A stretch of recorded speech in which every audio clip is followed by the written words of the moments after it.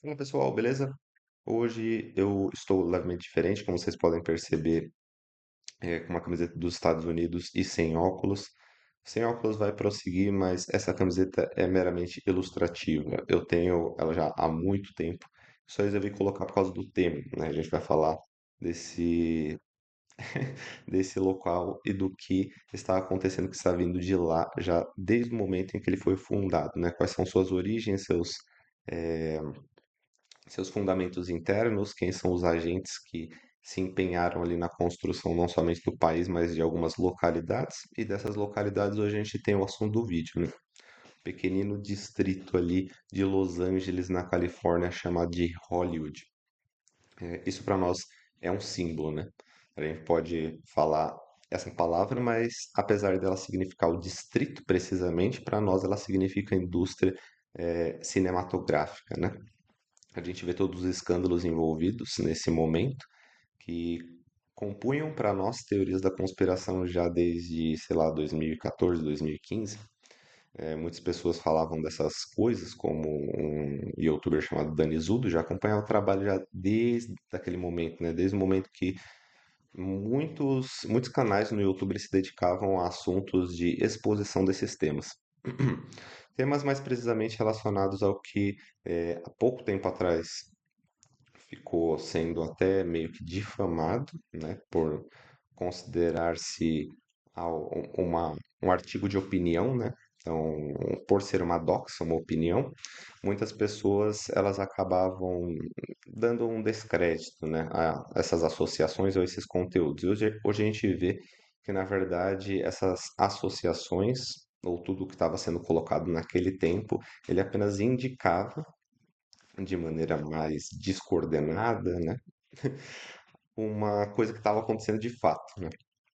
Então, mesmo que nem todas as interpretações nesses canais elas chegassem ali ao que a maior parte das pessoas ou conseguiria compreender, ou mesmo que estaria correto de fato, ainda assim, muitas daquelas informações não eram incorretas, né? Eram fatos que hoje a gente acaba reconhecendo, inclusive esses escândalos que a gente está vendo envolvendo ali a indústria da música, né? Então, a indústria da música exposta era uma série do Danizudo. A gente tem todos esses temas, especificamente porque essa indústria ela um, tem um, tem toda ali uma fundamentação, então tem um interesse por detrás dessa indústria e o interesse está na quantidade de informações que podem ser disseminadas, né, por esse tipo de produto. Produto, seja auditivo ou audiovisual, ou até mesmo imagético, né, a arte que está sendo produzida. Então, as músicas, os filmes e também pinturas ou fotografias, todos esses tipos de arte, eles vendem para nós uma determinada ideia. E essa ideia, ao longo do tempo, molda tendências. E essas tendências dão-lhe um direcionamento ao curso da população, ou ao curso das massas, né? Por isso que tem todo essa série que eu estou desenvolvendo, que é só para mostrar que há ali uma duplicidade de entendimento do que se considera ser a indústria que guia as massas, né? Essa indústria ela está relacionada ali num cunho científico para a sua produção, mas para, vamos dizer assim, uma camada estética é considerado o entretenimento ou mesmo a disseminação das informações. Pode ser que eu fale de uma maneira a disseminação de informações não ficcionais um pouco mais adiante, mas nessas informações que às vezes são consideradas ficcionais, às vezes são consideradas como expressões artísticas, a gente tem ali uma ideia imbuída por trás. E essa ideia ela é sincrética. O que significa sincrético? Que une dois tipos de apropriações culturais para fazer ali um misturado, né? Então, quando a gente fala de sincretismo, a gente sempre tem a ideia grega, né? Onde os gregos eles tiveram sincretismo egípcio, e eles pegaram ali coisas da cultura egípcia, adicionaram dentro da sua própria cultura e fizeram ali um santo de gatos, né? Só que isso também é feito por outras culturas, como os ingleses, por exemplo, os espanhóis. Eles fizeram isso e hoje em dia a gente tem os Estados Unidos, o México, né? O México ele tem uma cultura muito sincrética, então mistura ali os povos antigos, né, mesoamericanos, com os com os colonizadores e gerou ali um catolicismo bem divergente. Lá nos Estados Unidos a gente tem um protestantismo, né, em grande parte ali do território, e todas essas associações que vêm, por exemplo, dos ingleses, quando essa apropriação das localidades foi realizada, mesmo com disputas, que é o que a gente vai ver, a parte dos simbolismos dos povos ela permaneceu. Então, isso daí não se perdeu, foi somente jogado para dentro do sistema e absorvido de algum modo, né? E hoje se revela para nós. Então, vamos dar uma olhadinha ali, na continuidade dessa série. A gente vai falar das curiosas conexões envolvendo a origem de Hollywood, e uma delas ali é o arbusto que foi encontrado tanto pelos colonizadores, mas que já era de uso nativo dos povos que habitavam aquele distrito, né, de Hollywood, que a gente hoje conhece como um análogo à indústria cinematográfica. Então vamos dar uma lidinha ali, né, para entendermos o que que se referencia aqui, né? Então, antes dos colonizadores, o local que hoje conhecemos por ser o centro da indústria dos cinemas, nos Estados Unidos da América, foi habitado por povos ancestrais com complexa cosmovisão e ritualística. Então, esses povos, né, que depois eu vou tentar me apropriar a falar de um deles, né, que era o que habitava literalmente a região, mas eles já tinham ali uma complexa cosmovisão ritualística. Então, era muito rica ali toda a visão que eles tinham, essa cosmovisão, a visão do cosmo mesmo, e também as práticas cerimoniais que eles tinham, que eu chamo aqui de ritualística. Então, a árvore, já seguindo aqui, sempre foi um símbolo para o homem. E cada povo tem aproximação a um tipo de árvore que considera sagrada, pela relação que exerce na vida do povo que a circunda. Então, cada região tem uma árvore que muitas vezes tem um caráter sagrado para o povo que lá habitava desde o momento em que foi ali, que foi proliferado, né? Então, que cresceu naquela região.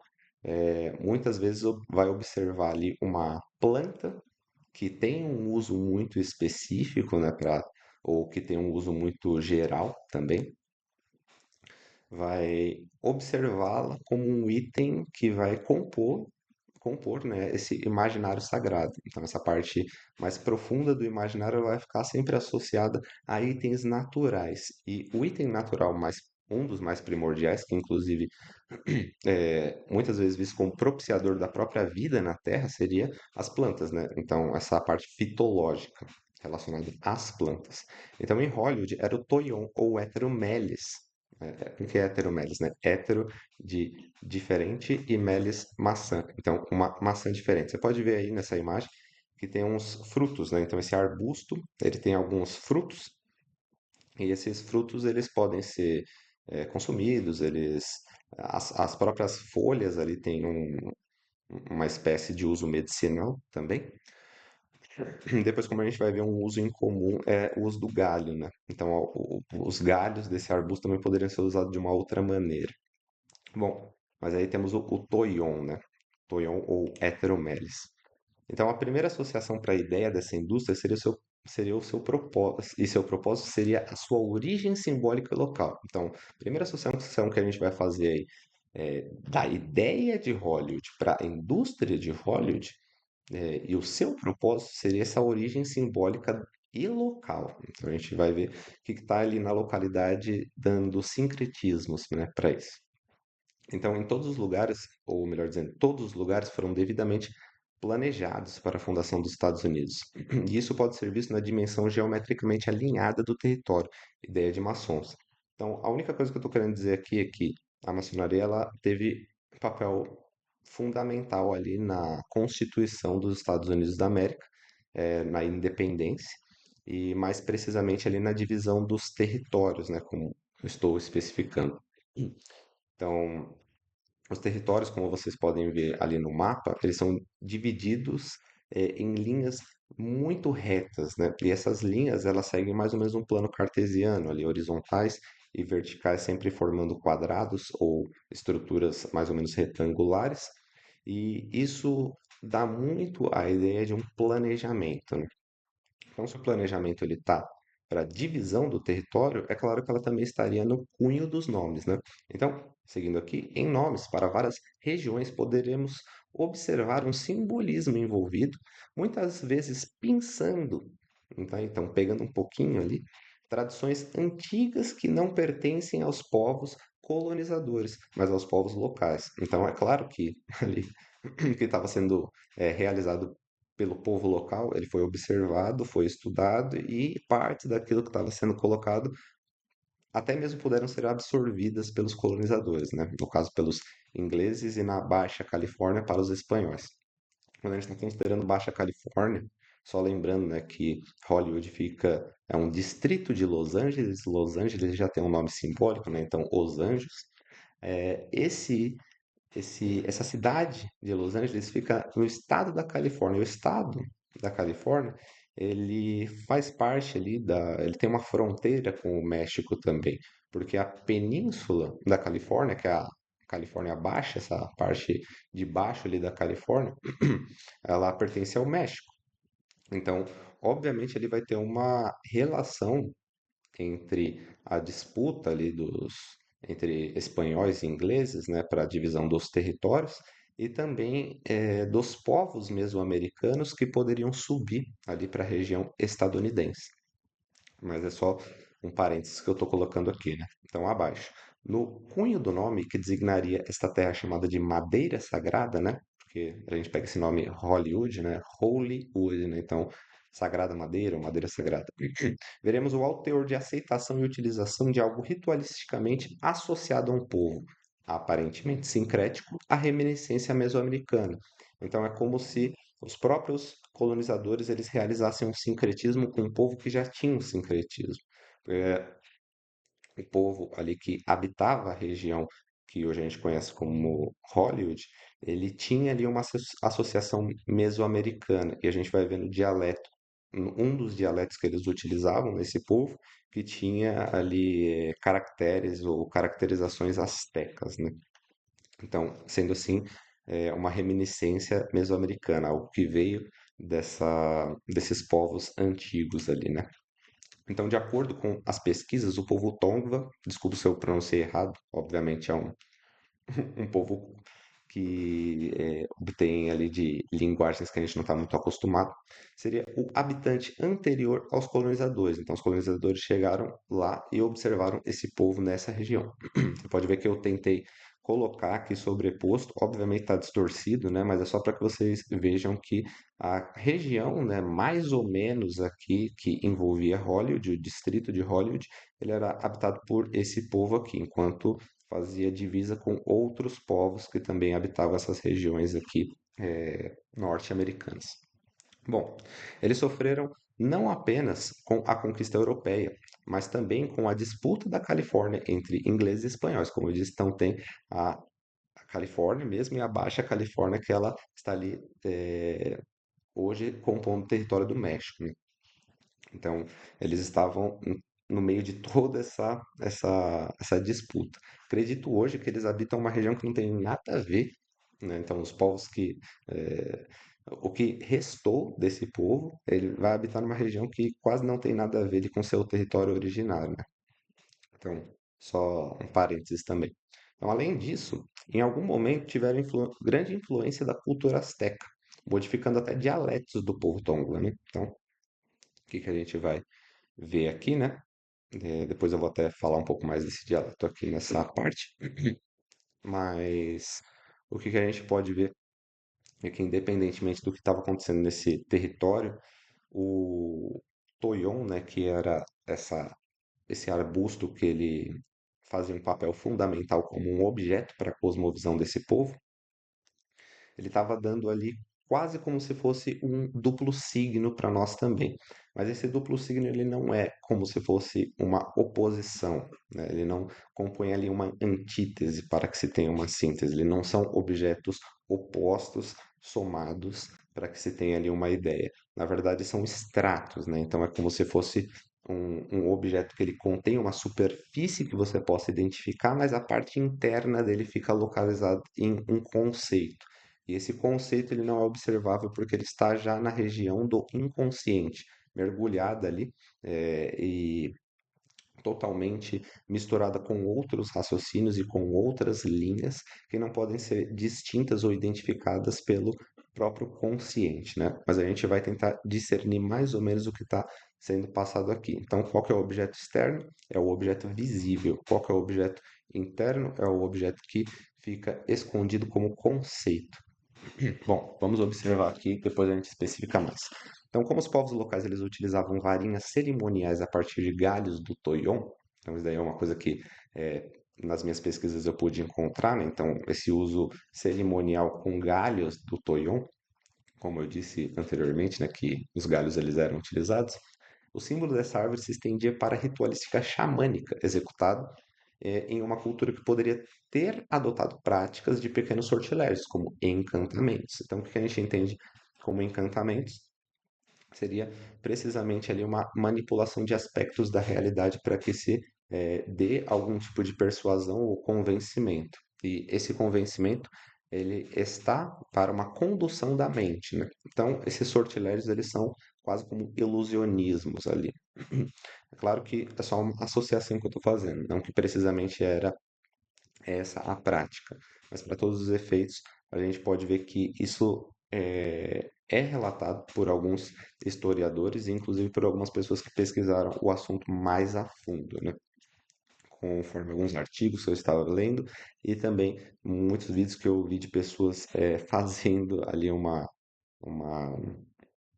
meio que fazendo uma revisão, uma análise do assunto, quase que numa completude.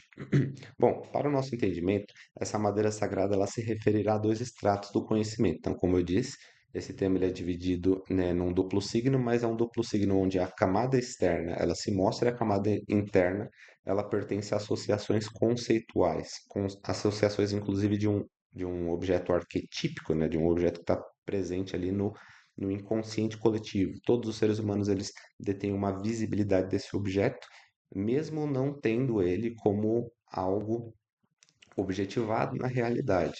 O que está sendo objetivado na realidade só lembra a gente desse conceito. Então, por exemplo, esse primeiro aqui que eu vou colocar, que é o extrato exterior, ele é o objeto que quando os povos olhavam, eles lembravam do segundo, que é o conceito mesmo, né? É a fundação desse conhecimento.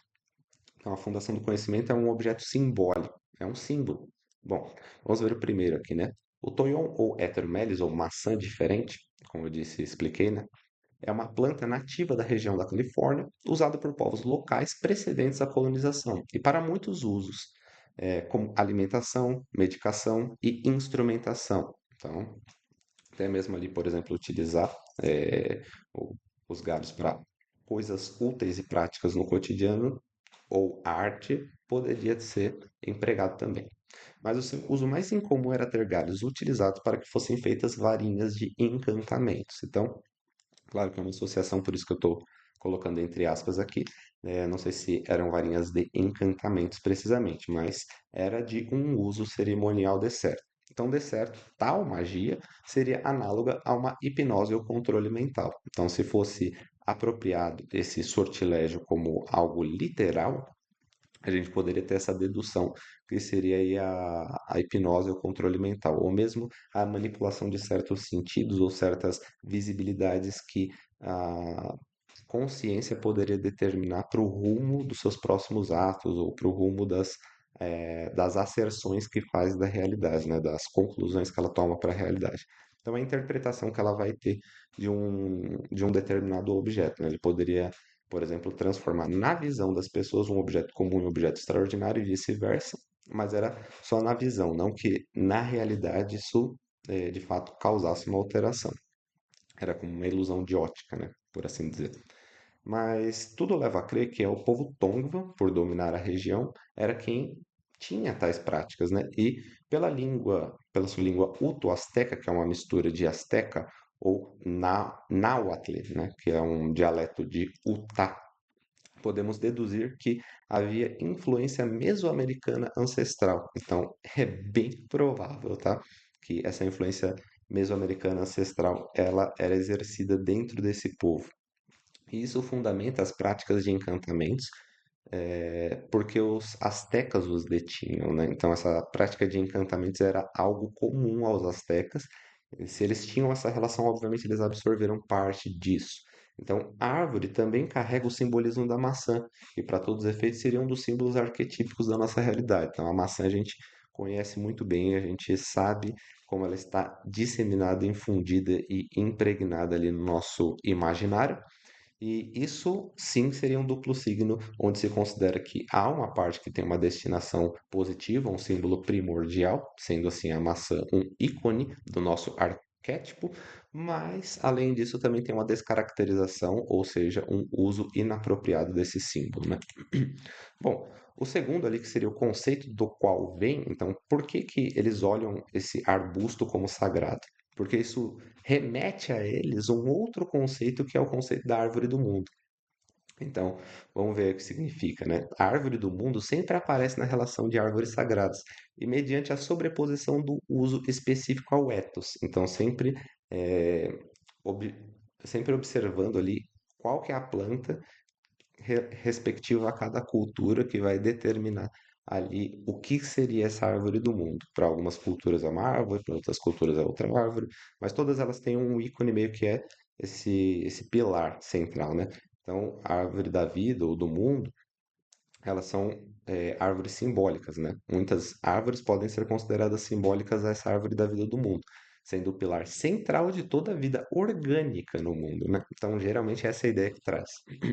Geralmente, a pluralidade de usos relacionará árvores a um mais alto valor simbólico. Então, quanto mais uso se pode fazer daquela árvore, ou quanto mais útil ela é àquela cultura, mais valor ela vai desempenhar também na estruturação daquela cultura, né? Então, teremos assim dois níveis na compreensão do que uma árvore pode representar ao homem. Primeiro, o uso corriqueiro, ou a mera objetificação daquele item, né? Então você está vendo ele como um objeto que você vai utilizar. E o segundo seria o cerimonialismo, a magia, o simbolismo, né? Que é exatamente ali um uso profundo do que ela representa, de onde ela está associada, qual que é o seu, qual que é o seu respectivo, né, fundamental ou originário. Então, o objeto ele terá caráter ordinário ou extraordinário. São esses os dois níveis, né? No nível externo, ele é meramente ordinário. Ele só apresenta para nós aquilo que está numa ordem natural. E quando ele está internamente relacionado a um conceito, e o conceito ele transcende todos os limites da natureza, a gente vê que há um caráter extraordinário. Então, o objeto ele pode se tornar um objeto extraordinário a partir do seu uso interno, do seu uso simbólico, ou, por assim dizer, o seu uso cerimonial ou mágico, né? Então, o símbolo ele é importante para a fundamentação das ideias humanas e de seu propósito. E se os símbolos têm esse poder, são eles que guiam as ações a partir do que determinam em referência, principalmente quando se trata de mentalidade, que é o aspecto mais vulnerável aos signos imagéticos. Então a gente sabe que a mente ela é vulnerável aos sentidos. Como a imagem é aquilo que tem mais informações e depois aquilo que está sendo audível, esse recurso audiovisual, ou mesmo ali toda essa simbologia, seja por áudios ou seja por símbolos visíveis, eles vão ter o poder ali de fundamentar uma tendência para essa mentalidade, né? Então, seguindo aqui, um símbolo ele pode encantar, mas para ele precisamos de uma imagem sensorial. Então, a gente sempre precisa de um símbolo para que a gente tenha uma fundamentação arquetípica e uma fundamentação de uma mentalidade, mas esse símbolo ele também precisa de uma âncora sensorial, né? Então, ele precisa estar para nós emitindo algo que se saliente dentro da gente e que seja respectivo a algo fora, né? Então, esse algo fora está impactando através de um dos nossos órgãos sensoriais, onde a gente pode captar essa informação. Mesmo os sons, eles nos fornecem imagens, que é o sonar topológico, né? Quando você tem essa visibilidade sonar, você consegue construir um campo topológico, o campo das saliências estruturais que estão se dividindo com o espaço ali para formar a composição do que você vê como um topos, né? Ou seja, como a localidade que está ali. se prostrando diante de você. Mas isso é por sonar, ou seja, o áudio ele bate nos limites das estruturas, ele retorna dizendo quais são as distâncias, né? Então isso seria um sonar. Uma tela é um ótimo meio para que seja emitido um signo. Então a gente já começa a ver a questão da tela, né? Muitas culturas têm o objeto espelho como símbolo, sendo este uma tela ou um acesso para outra realidade. Isso pode ser visto no povo asteca. Então aí eu já dou um salto, né? Então eu já começo a passar para essa questão de observação imagética através de um objeto que ele tem a capacidade de refletir ou mesmo de emitir algo, né? E o espelho ele é um símbolo primordial. Ele pode ser visto na cultura asteca a partir ali de um de uma deidade, né, que é considerada por possuir um espelho. Depois eu vou falar um pouco mais disso. Então, os astecas, eles tinham um deus conhecido por ser ambíguo, um trickster. Eu quero fazer um vídeo só sobre só especificamente sobre esse tema, né? O tema desse arquétipo de trickster, né? Que é mais ou menos como um conjunto de personalidade, que é um conjunto de propriedades ou características de uma personalidade. E essa personalidade ela é fundamentada porque provém de como se fosse uma âncora no nosso inconsciente, né? Então parece que a gente sempre entende que isso é natural, que haja algo na realidade que tem essa característica, né? De brincalhão, de pregador de peças, que cria problemas para resolvê-los. A gente vê isso em filmes, a gente vê isso em desenhos, a gente vê isso em séries, qualquer tipo de recurso audiovisual que se apresente a nós de forma entretenimento, ou mesmo ali relacionado à parte mitológica e cultural ancestral, a gente sempre tem esses tipos de figuras chamados de trickster, né? Que são brincalhões ou pregador de peças. Bom, então esse deus ambíguo aí, ele seria conhecido como Tezcatlipoca, né? Ele leva consigo um espelho. Então, além dos astecas, outros povos da Mesoamérica utilizam amplamente a obsidiana como substância para a produção de objetos ritualísticos. Então, você tem de um lado o espelho e do outro lado a substância que é a obsidiana. Aí você une os dois, né? Então, o espelho de obsidiana, a união de ambos os elementos, ele pode ter sido utilizado também muito antes de John Dee, que é um alquimista ali da rainha inglesa Elizabeth I, para criar ali um espelho deste mineraloide no século XVI. E para se contactar também com espíritos estranhos e que se encontravam por detrás dessa tela espelhada. Então, só coloquei aqui um fato, que é uma história bem interessante, de um cara chamado John Dee. Ele fazia ali aconselhamentos alquímicos para a rainha Elizabeth I, ou Isabel I, seja como chame. E uma das coisas que ele fez na vida dele foi criar um espelho de obsidiana, e esse espelho, não sei se ele criou um ou mais, mas tem alguns espelhos ali num museu específico, e esses espelhos, de acordo com o próprio John Dee, eram utilizados para se contactar com seres ou entidades que estavam por detrás desse espelho. Eu acho que não eram muito positivas, no entanto, estava ali. Então, esse uso de um espelho de obsidiana, ele pode ser muito anterior ali ao que a gente vê com o John Dee. É isso que eu estou querendo dizer aqui, né? Ele pode ser visto, inclusive, na cultura asteca. E também nesse povo, né? No povo que a gente está falando que habita a região de Hollywood.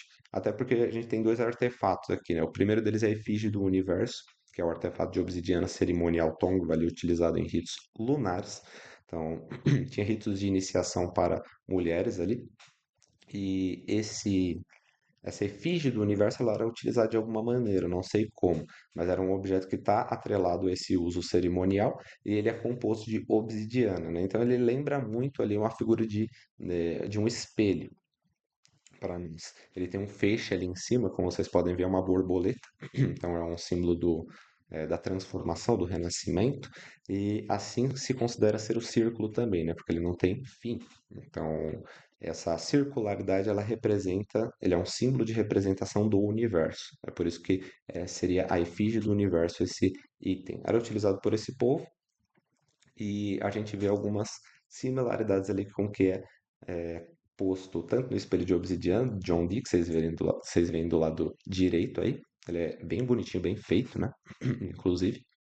E também do que a gente considera ser o espelho ali do povo asteca, né? Então, essa outra imagem que a gente vê à esquerda seria retirada ali do Codex Tepetlaustock, né? Então, esse códex também chamado de Kingsborough é um compilado ali de anotações feitas por colonizadores espanhóis, mais precisamente padres ali.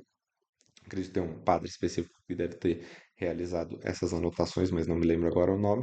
E ele fez esses desenhos, né? Inclusive tem outros desenhos bem bizarros atrelados, mas aí ele descreve como o povo nativo ele já tinha um uso de um espelho de obsidiana, né? A gente também tem à direita aqui uma imagenzinha que são vasos ritualísticos astecas de obsidiana, encontrados ali em Texcoco, que é uma outra cidade do México.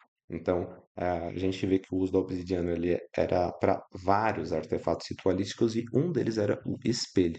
Se a gente for ver a imagem ali dessa entidade, né, desse ser, desse deus chamado de Tezcatlipoca, que é o deus do panteão asteca ali, representante do polo negativo na dualidade, irmão de Quetzalcoatl, que seria seu oposto dual positivo. Então a gente tem é, que nem no Egito, né? Entre Horus e Sete ou Osíris e Sete, né?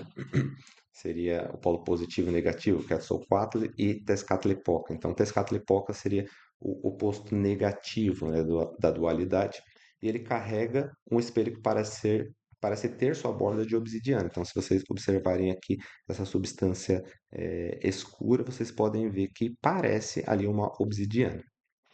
Inclusive, acredito que essa seria a associação básica, né? Por um uso tão corriqueiro ali dessa substância.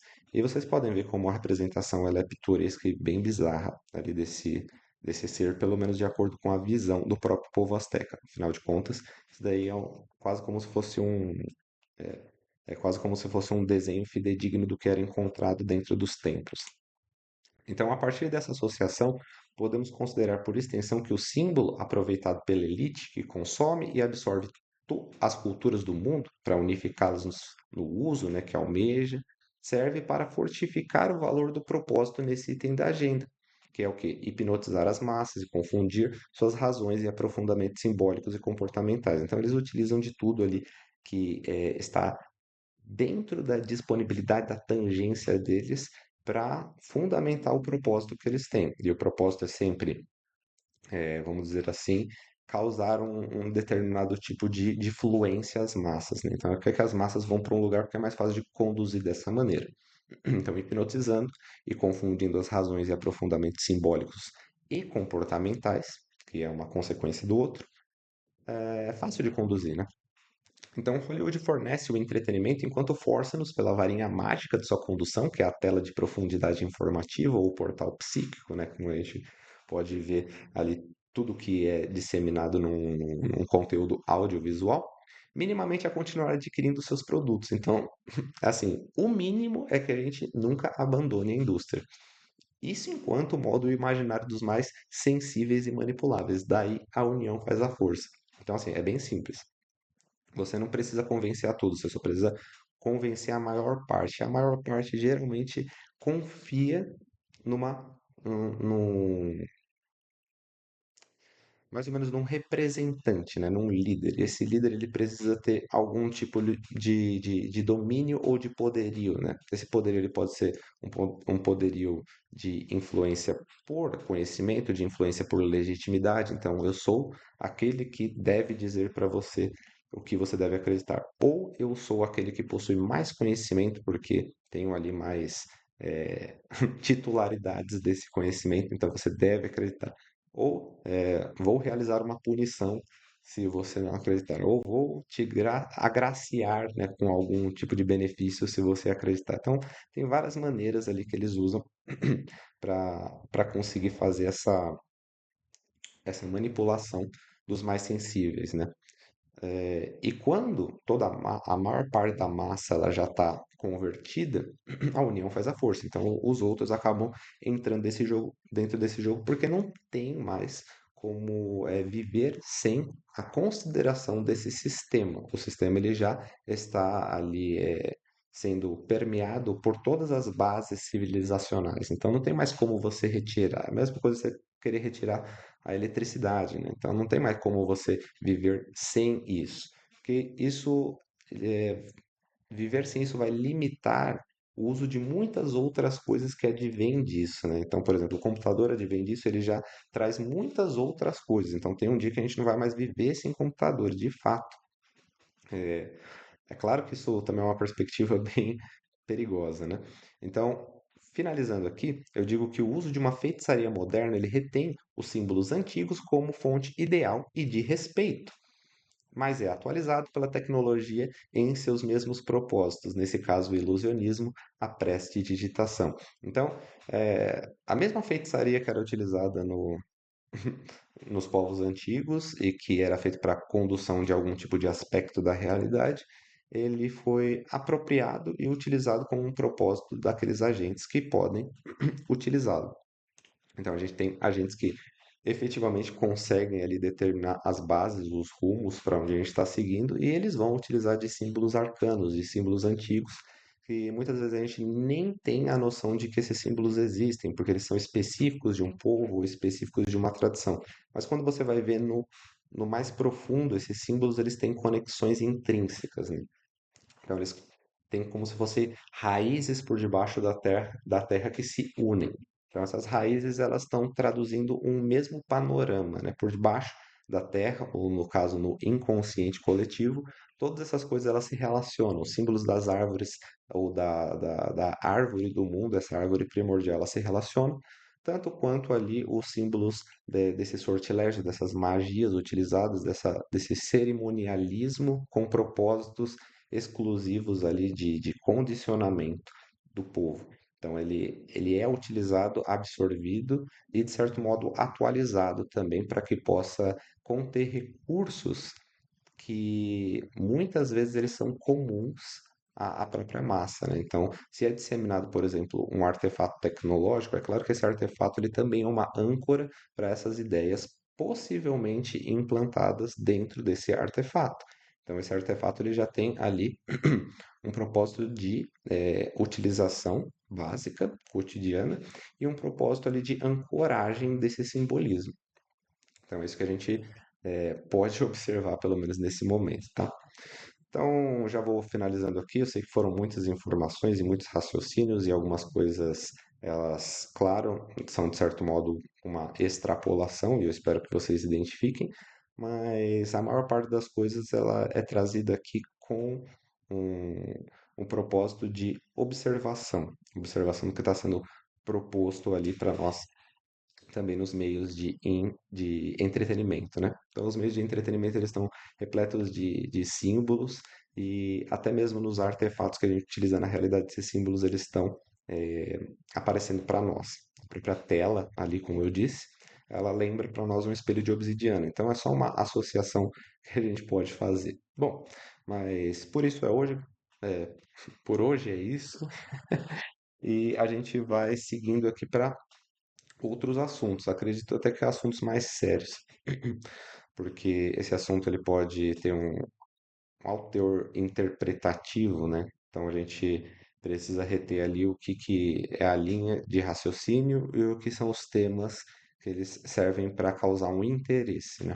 Então a linha de raciocínio ela é bem sólida e ela se refere a esse duplo sistema, seja o que realmente acontece ou não nesse duplo sistema, mas que ele está lá, está. Então, essa é a ideia. Eu vou continuar adicionando mais alguns temas aqui sobre isso. Por hoje é isso e fiquem atentos aos próximos vídeos. Até mais.